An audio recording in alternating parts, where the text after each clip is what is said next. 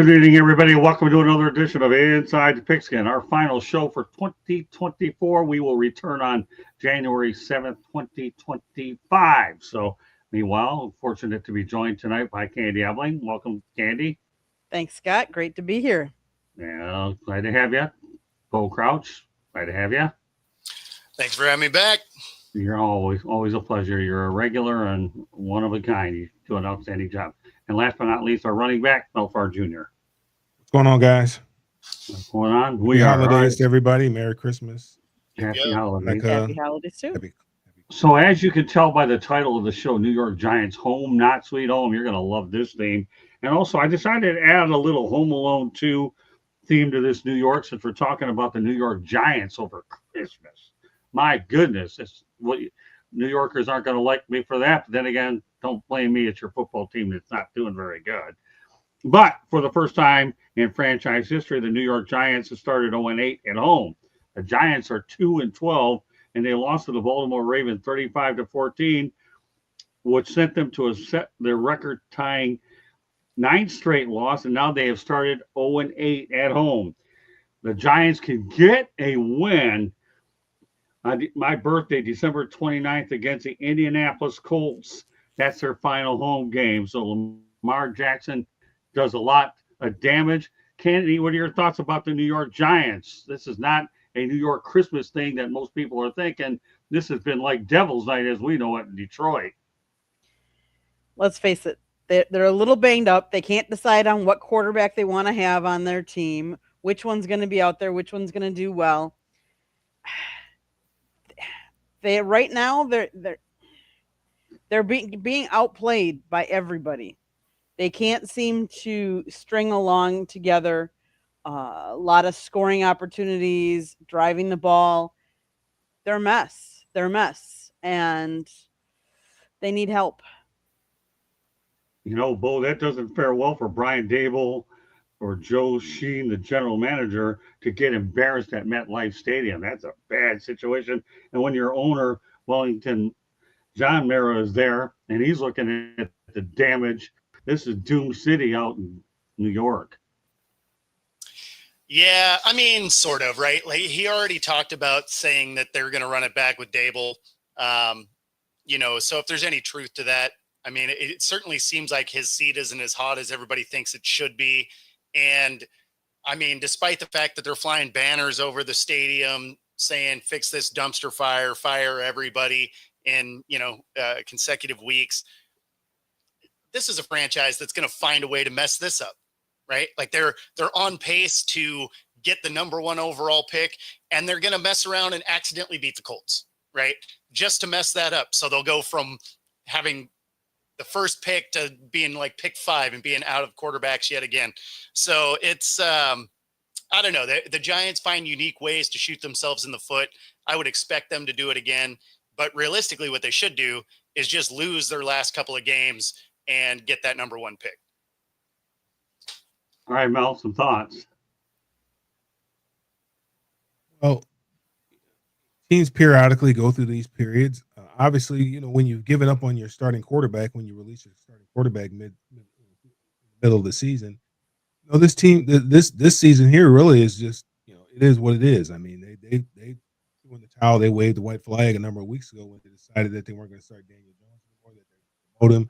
He was playing safety on the scout team, and then they decided to part company with him, and they decided to start the kid, DeVito, over the guy they're paying $5 million to. So that kind of tells you what their mindset was at that particular time.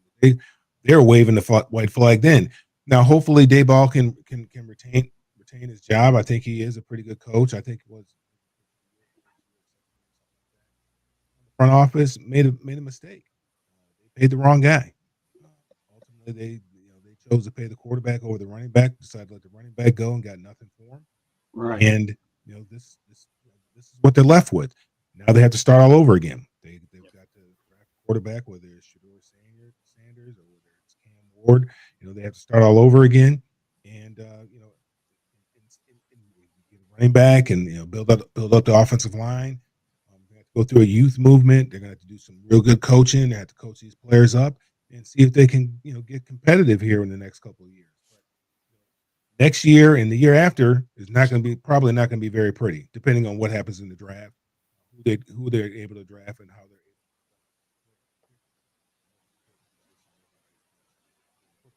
quarterback. But they need to get some pressure on him. Mel, we're having a your difficult time. mic is messed up. You kind of Your coming in mic and out. is. Yeah, Mel, maybe get that worked out real quick. I'll say this: right. I just hope Cam Ward doesn't wind up there. And letting Saquon Barkley go was an absolute travesty. It really was. And now it's biting him. Please, Cam Ward, I just hope you don't land in New York. It's one thing that you finish fourth with the Heisman Trophy in New York. All right, that's no big deal, but just don't land with the Giants, please. Seriously. All right, Mel, did you get that worked out? I think so. I'm not sure. Okay. Yep. Nope. Sounds way better. Sounds a little better. I just, they're going to have to run it back, and, they need to get a running back. Make the job a lot easier for the quarterback. They need to get a running back. They've got a wide receiver there. Build it up from the inside out, offensive line back, defensive line back. And, it's going to, it's probably next year and the year after probably won't be too pretty, but you should see some improvement. And, we'll see what they look like, 3 years from now. Yeah, there's no question. They definitely need a running back for sure. Quarterback, they need a lot. All right, let's talk about the Miami Dolphins. Tua Tagovailoa has over 1.5 interceptions against every team over 500. Not something the Miami Dolphins, who are 6-8, their fans, you don't want them to hear about it. So, Mel, what are your thoughts about Tua Tagovailoa? It just doesn't seem to be throwing to the right jersey against good teams. Yeah, Tua is everything has to be right for him. The blocking has to be right for him. The play call needs to be right. The players need to be right. I mean, there's just so many things that have to go right in order for Tua to be successful. I never particularly cared for Tua coming out of college. The ball looked like it kind of fluttered out of his hand a little bit. It didn't look like it had a lot of zip on it. But Mike McDaniels has done wonders with him. He's believed in the guy. He's coached him up. He's made him believe in himself. So Tua has a lot of confidence, but he just doesn't have everything that you need in order to be what we consider to be a franchise quarterback. And I think they just paid this guy some good money here too. So, I mean, they're kind of stuck. They're in a conundrum. When Tua doesn't play, they're very poor. And then they just extended Mike McDaniel before the beginning of the year. So they're kind of stuck here for a little bit. So, they just got to make sure they have all the pieces around Tua in order for him to be successful. And when they don't, and he has a little pressure, we know that Tua will, he'll throw it to the other team. He doesn't have a problem doing that. He'll get rid of it because obviously he doesn't want to take a hit and doesn't need to take a hit, because if he takes a hit, then the team is, really, really in bad shape, because, without Tua at the helm, the team is very, very bad. Yeah, no question about it. You're referring to his concussion issues. He's got a bad history. He's telling him not to come back. He did come back, more power to him, but he can't take another hit upstairs. All right, Bo. Yeah, I mean, to Mel's point, everything has to be perfect. And let's be honest, their offensive line is inconsistent. So when they are playing against top tier defenses, he gets moved off his mark. He starts to make bad decisions. And it's not necessarily an indictment on him or anything like that. It's just he doesn't have the strongest arm ever. Is he accurate? Sure. But if you don't have the strongest arm, it does take a minute for the ball to get there.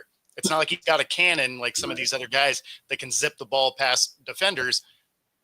His ball does tend to have a little more flight time. And if you're a defense, you like that. So, I mean, he really needs that offensive line to stand up for him to be as accurate as they say he is. So it's not a shock that teams with good defenses get him off his mark and make mistakes. Well, kid yourself. He lost to a good Houston Texans team. He really did. But he's lost to a lot of good teams over 500. Candy, some thoughts. Well, and the piggyback off and Bo, if you don't have a lot of zip on that throw, if the defensive line gets their hands up and touches that ball, it punches it up in the air, and it stays in the air better for there to be more interceptions or incompletions, maybe, whereas if there's a lot of zing on it, it necessarily won't stay up in the air for as long. Now, I will say, looking at Tua's percentage completion rate, it's gone up every year. So back in 2021, he was at 64.1. This year, it's up to 73.7. So he is completing more percentage wise. He obviously hasn't played all the games this year, so like his yards aren't up there as high or anything like that. But I also think because of all of the concussions he's had, he plays a little more tentative. And I don't know that he and rightfully most of us say that he needs to learn how to, just go down quick, like not try and extend and try and do too much. And I think sometimes he thinks he needs to do too much. And so therefore he's having that problem. And I think with the offensive line not being as stellar, we all say that, yes, you need a good running back. But if you don't have a good offensive line that protects the quarterback and gives holes to open up for running backs, that creates a lot of problems. And I think that's part of where Tua's problems have been. The only thing I'll say, I said it earlier in the year, and I'll reiterate what I said. They should have given him that extension this past offseason. They really should not have done it. I think they could have waited another year. I think Coach Bono also agreed with me as well. They were premature, and now you have yourself, as Mel was saying, a quandrum. Is that what you said? So, yeah, there's no reason that they had to. They're going to have to deal with it no matter what. So I'm curious if his completion percentage is higher because he's throwing shorter balls. Because I was going to say the same thing. What is? Yeah, I was going to say the same thing. What is completion percentage plus 20, 25 yards? Exactly. That's what I'm curious about. Is sure your completion percentage can go up, but if you're throwing a lot of flat routes, out routes, high percentage plays that are 10 yards and in, I would hope your percentage is up. Right. Shovel passes, all that kind of stuff. Right.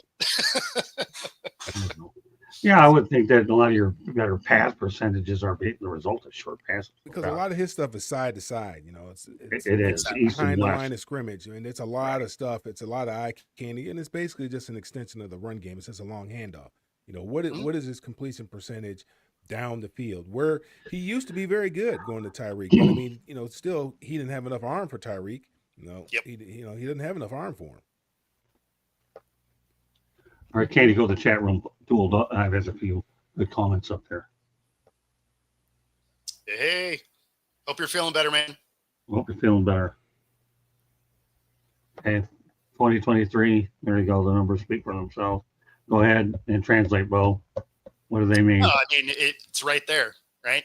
Ever since 22, their average depth of target is shorter and shorter.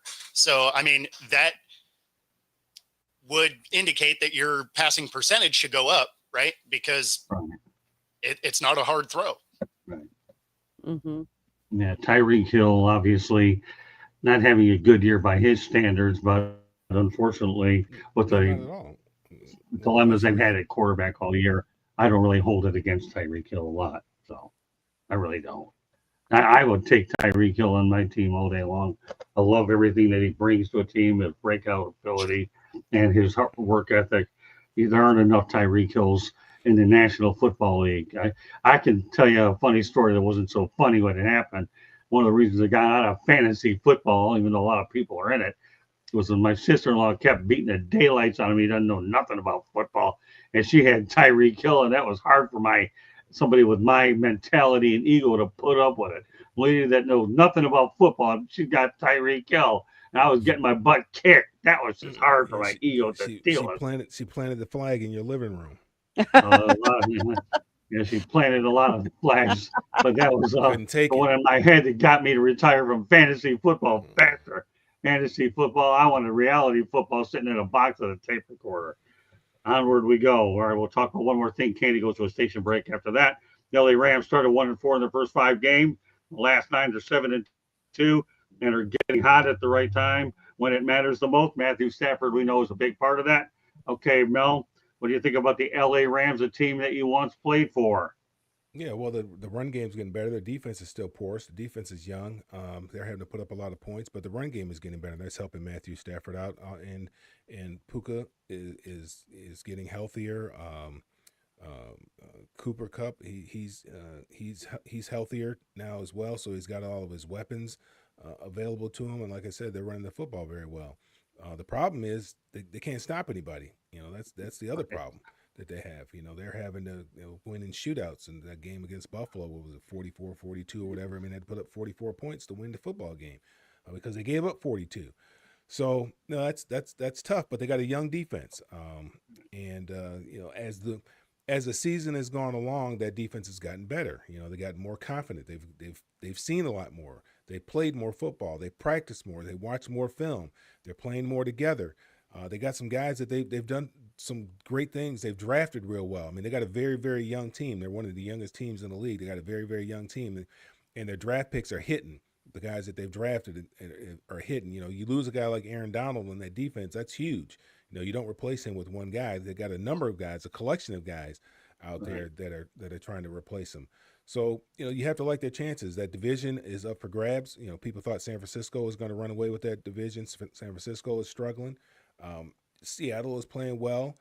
It's probably going to come down, and then Arizona is playing well too. So, I mean, you probably got a 3-horse race here right now in the NFC West. But, the Rams' chances are looking good. When you have Matthew Stafford, you got an opportunity, and you have Puka Nacua, and you have Cooper Kupp. You got a chance. And in that run game.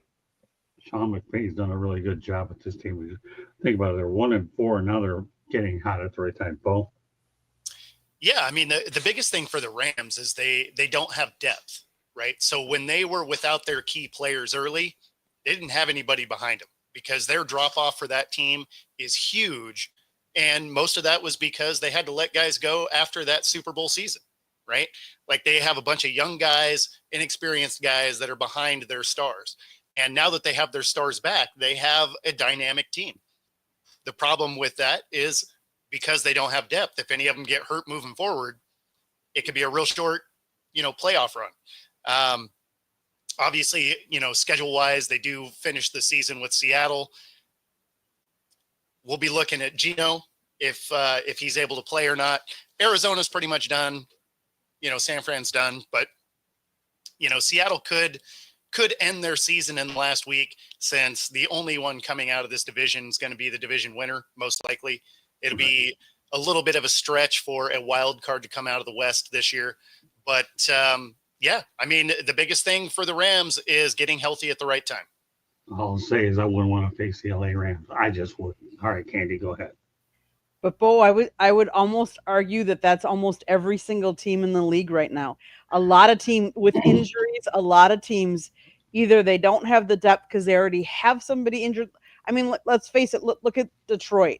Detroit has just been desecrated with like injury after injury after injury. And a lot of teams. To be fair, it's their depth that's also hurt.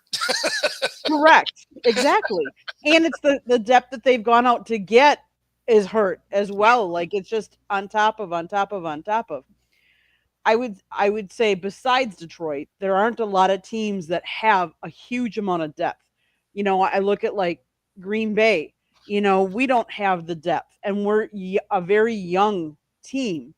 Kind of like the Rams. Really helps though. Being young helps because you get banged up less when you're younger. At least you play through it more. I think, and your recovery time is a lot less. Yes. Yeah. I mean, I can attest to that, and I've never played football, but the older I get, you get banged up and it takes longer to recover. Yep. The Rams, yeah, I think with Matthew Stafford, you just never know. You can never count them out. They play this week, they play against the Jets, and that's at the Jets. Now that would be the only reason why they would have any issue. They should be able to do that. Then they're going to play the Cardinals, and then they play at home against the Seahawks, which helps them. Does it? Well, do they have a home field advantage at all?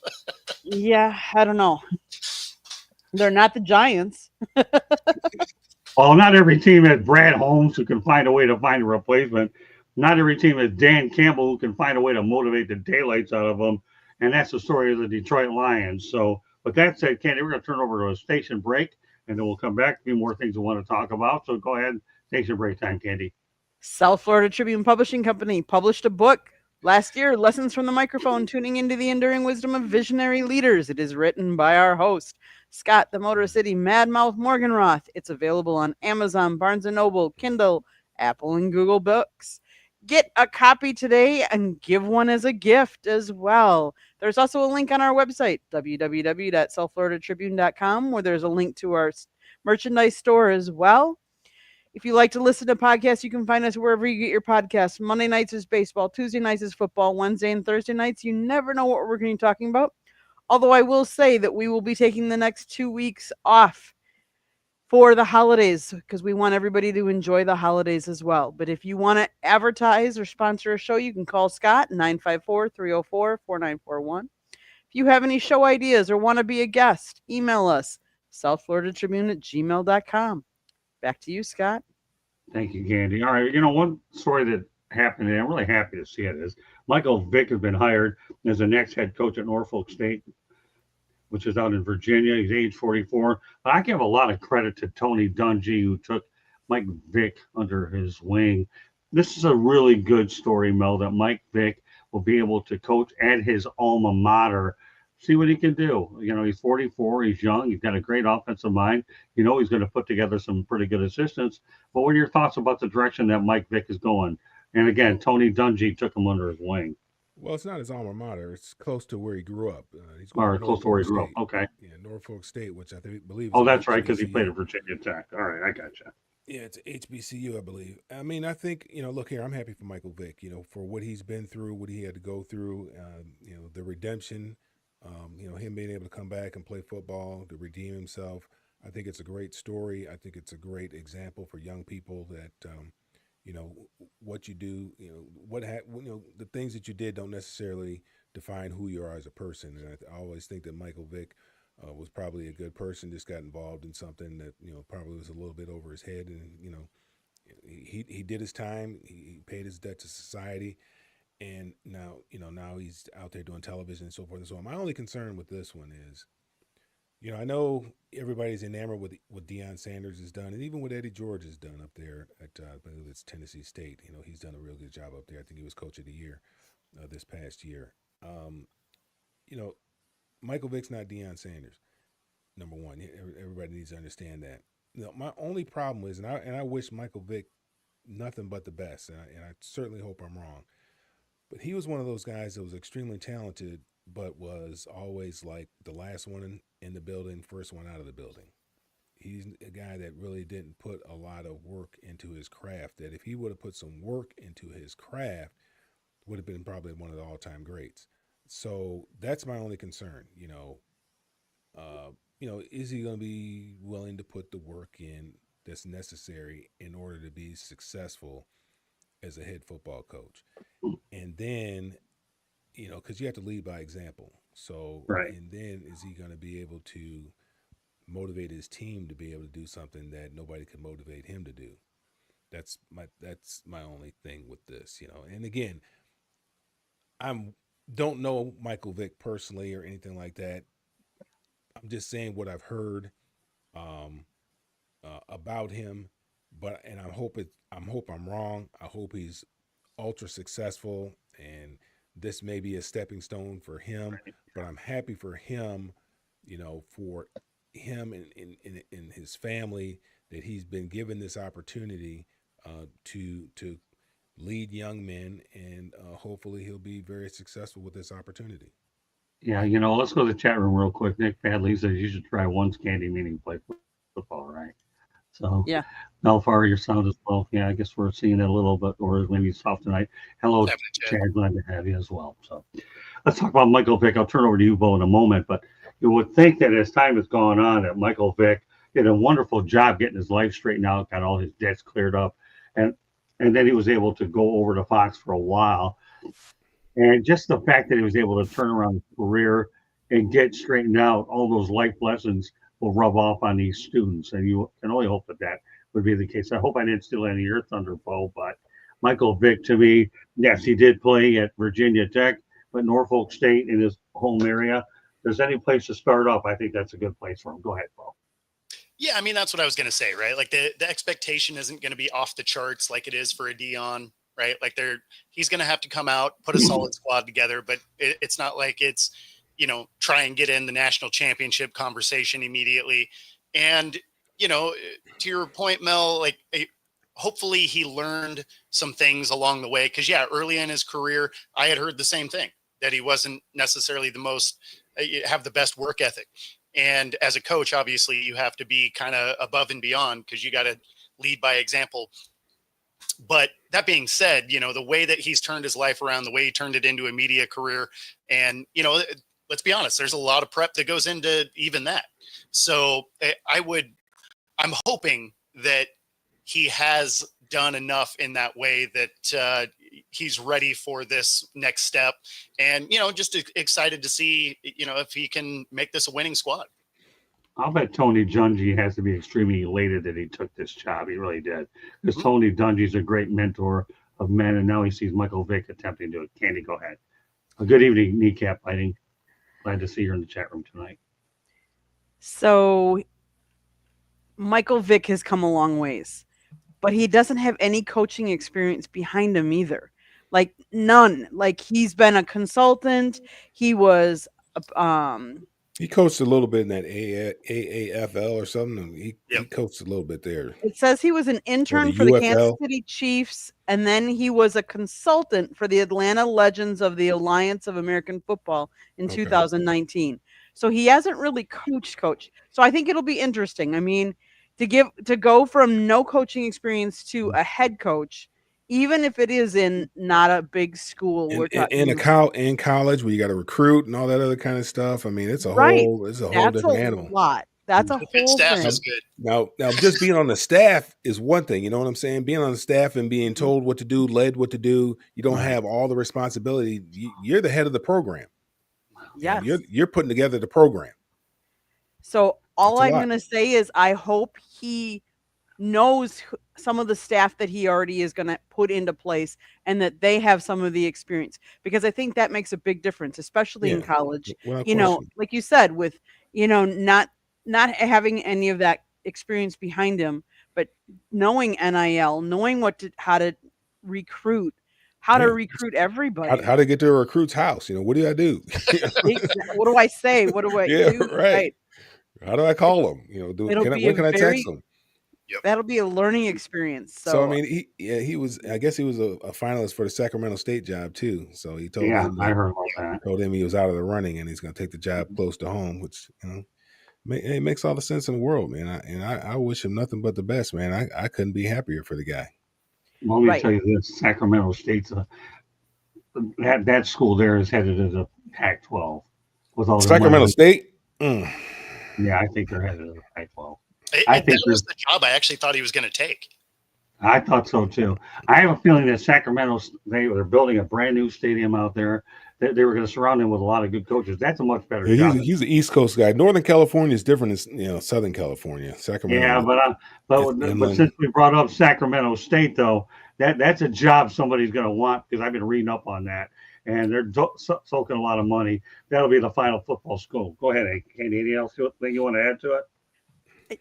I just want to point out that last year the team went 4-8. So it's not like he's taking over a team that's really high up there either, ranked, and they play in the MEAC and the FCS division. So, and the previous coach, they fired him after 4 years. So they're going to give Michael Vick a couple years and see what he can do and how he can acclimate to the college level as well. Because back when let's face it, this job is so much different than what he was used to when he played in college. The resources and transfer, yes.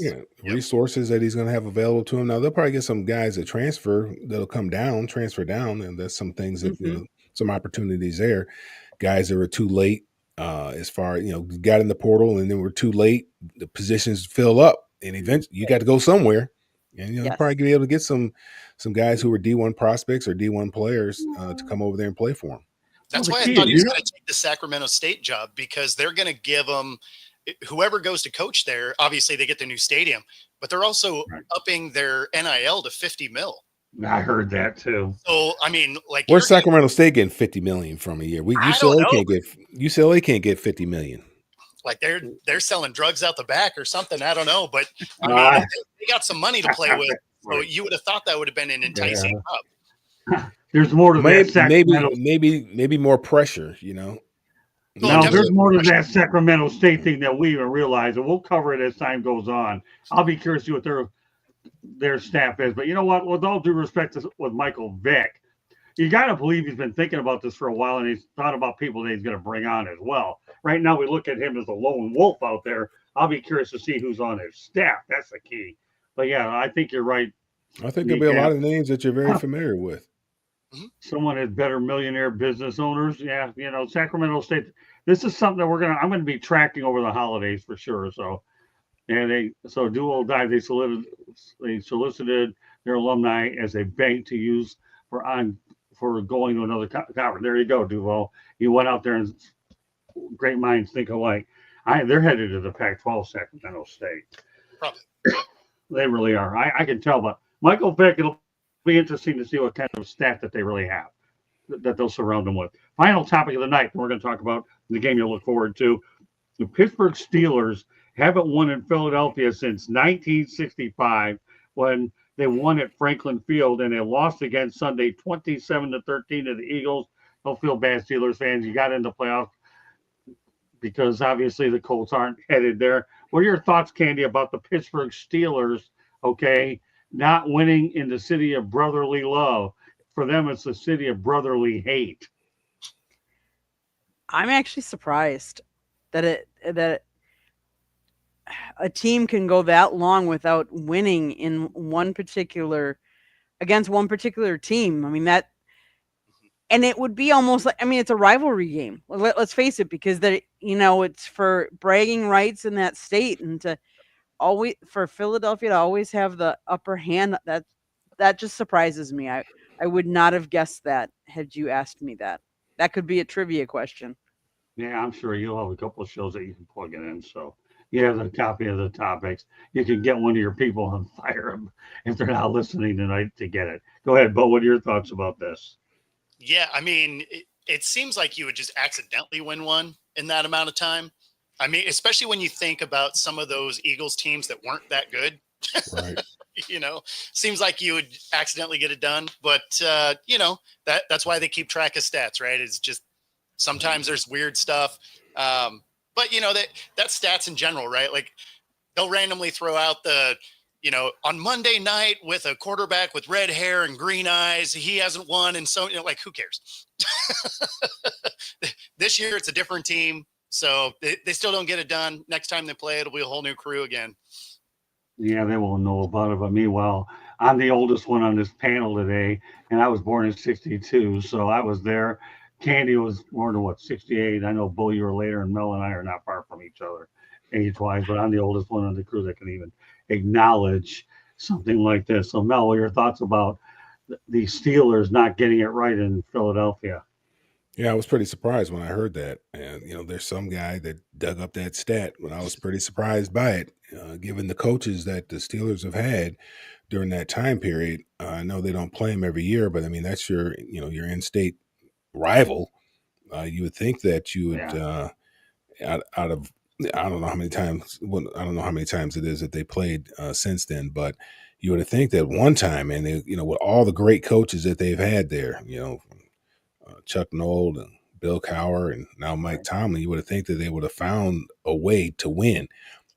This is the first time that I've heard of it, and I would think that Mike Tomlin, that would have had to have bothered him. I'm not sure if he knew that stat.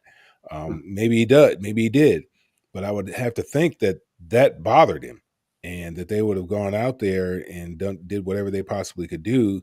So that is no longer a narrative anymore. Let's move on to something else. But again, it's one game, it's still one game, it's one game every season, or whatever seasons that they play, how many ever seasons that has happened.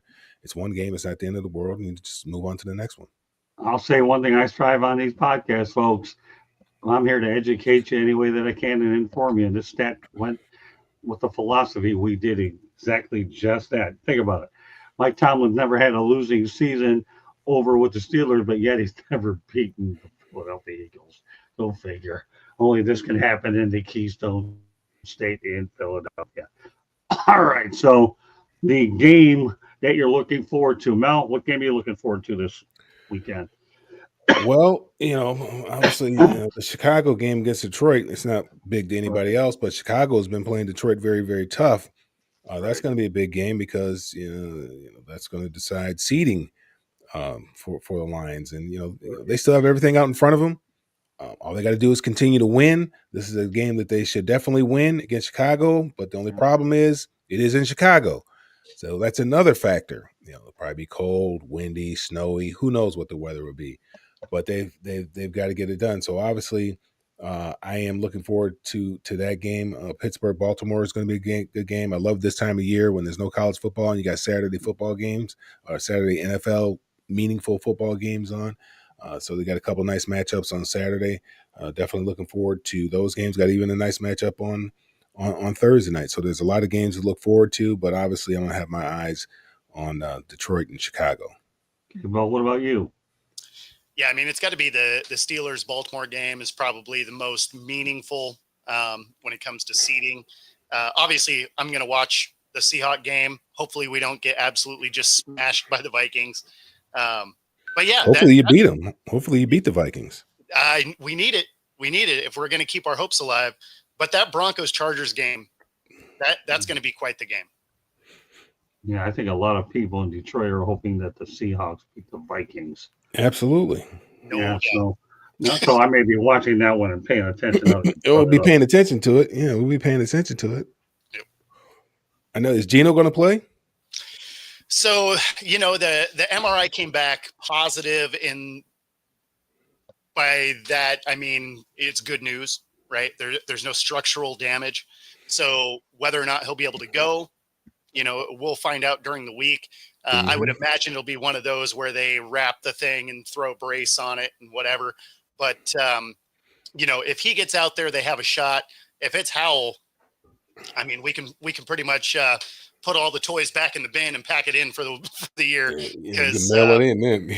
Yeah, I mean, he led the league in interceptions last year for a reason. We have a worse offensive line than they did. So it's, and I went to a bunch of the practices. He was missing open targets with no defense. So I'm not a big Sam Howell guy. I got to see a lot of things that weren't on film that you're just like, man, this could be a long day. So hopefully Gino is healthy, but if it's not, then it'll be a long. Didn't he get Ron Rivera fired? What's that? Didn't he get Ron Rivera fired? Wasn't he at Washington last year? He was. Sam? Yep. Yeah, he threw a ton of picks.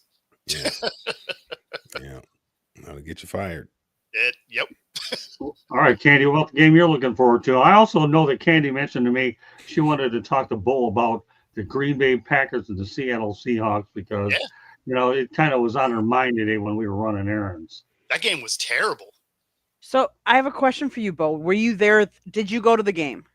I wasn't in the house, no. Okay. Because my question really is because for years and years, we've always said the 12th man that Seattle has one of the loudest stadiums and stuff like that.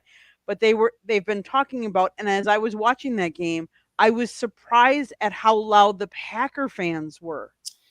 Yeah. So that actually wasn't unique to them.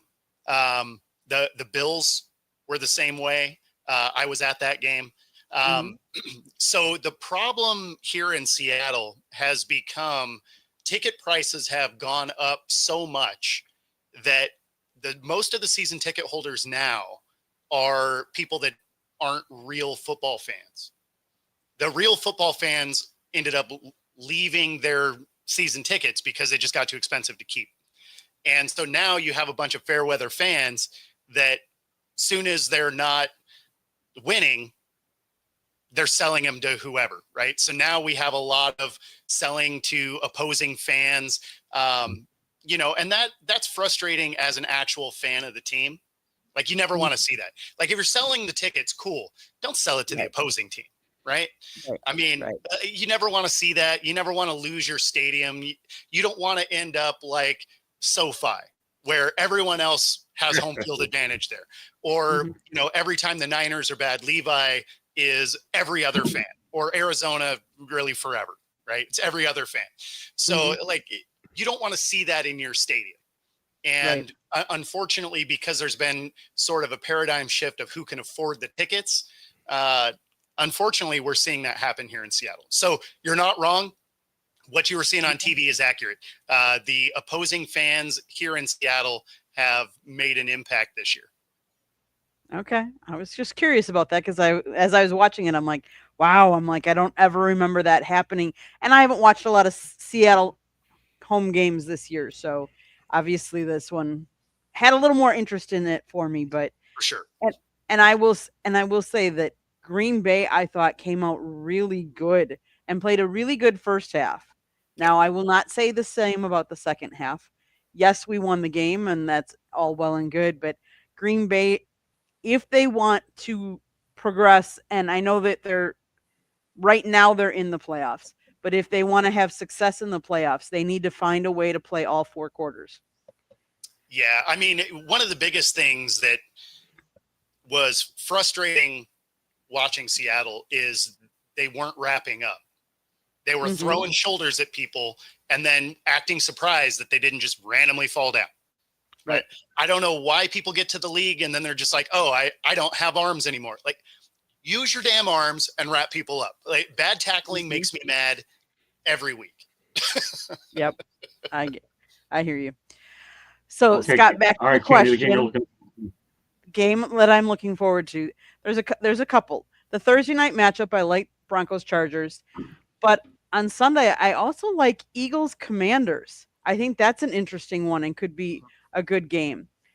So there's a couple of games that I think, and Mel, to your point, I do like the fact that we get it's spread out more so we can watch more games. So we can watch Thursday night, we can watch Saturday, we can watch Sunday. I mean, my Packers are playing Monday night. They're playing against the Saints, but they are playing them at home, which that does help. And like I said, I want to see the Packers start playing all four quarters. No matter who the opponent is, they got to play all four quarters because if they want to make headway against some of these tougher teams that have better records for them in the playoffs, because we're not going to have home field advantage, we need to be able to play all four quarters. All right, I have a few games of my own. Shout out to the Jags Raiders game. That is going to be horrendously bad. Yeah. It won't be a bad and the playoffs start this weekend too. Playoffs start this weekend. Yeah, college football playoffs. Yes. All right, so let me give you a few of mine. Number one, obviously the Lions and the Bears intrigue me. I've spent many a times at Soldier Field at that time of the year, and it gets cold. And I've had many times where I've had to have 3 pairs of socks as well as hiking boots, and you still freeze your tail off. But the Lions and the Bears at Soldier Field will always be interesting. We'll see how well the Lions rebound from that tough defeat that they suffered to Buffalo, losing some more injuries. We'll see what Brad Holmes comes up and what other players will step up. But 2 college games I'm intrigued about. I'm wearing the University of South Florida, my alma mater, but they get to take a trip to Hawaii to take on San Jose State. But you know what San Jose State and Norfolk State have in common? Their nicknames are the Spartans. How do you like that? The Spartans. You got Norfolk State Spartans and San Jose State Spartans.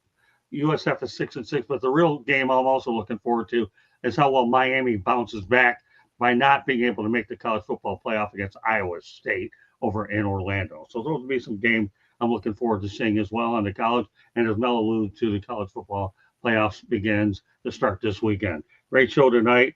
I know we've talked about a lot of different things. So as we wrap up our final show of the year, Candy, give me some closing thoughts, parting shots, or whatever that you want to say about the year, football, or anything that stands out. I think one of the things that I've noticed is injuries have really played a role, and they do every year. But I think they really have played a role in the different teams for us to see the depth. And I think it speaks to like coaching, because like look at the Lions. They still have good success, and look at how many players they have lost to injuries throughout this season on defense. And yet look at their defense is still, you still don't want to face their defense. So I think when you see all these injuries, it really speaks to how well your coaches are coaching the next man up. And that next man up, I think it'll be interesting that the college level, one of the things that I have to say is on the show that preceded this, I was on Chicks and Salsa, and we talked to the one of the heads of the Peach Bowl, and I did not realize the Peach Bowl and the philanthropy that they do, and they have all kinds. I mean, it's a charitable bowl. Basically, they do it for kids for cancer. They do scholarships, and I was just really surprised. So, if any of you would like to think about giving money or watching a bowl and their sponsors, I think Peach Bowl is my new favorite. I'll be honest with you.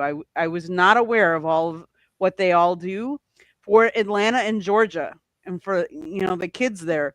They're on trials, 14 different trials for cancer. They're on the second tier of some of them, which is great. And they give all kinds of, like I said, all kinds of scholarships. So just really impressed by that bowl. So, and if anybody's an NBA fan, and I know we're talking football, but there is the Cup final right now. I do have to give out a quick shout out because my Milwaukee Bucks are in there. So go Bucks. Okay, Bo, any party shots or anything that you want to talk about as we wrap the year up? Yeah, just happy holidays to everybody. Hope you enjoyed the nonsense that we talk about every week, because it's been a lot of fun. Okay, go ahead, Mel.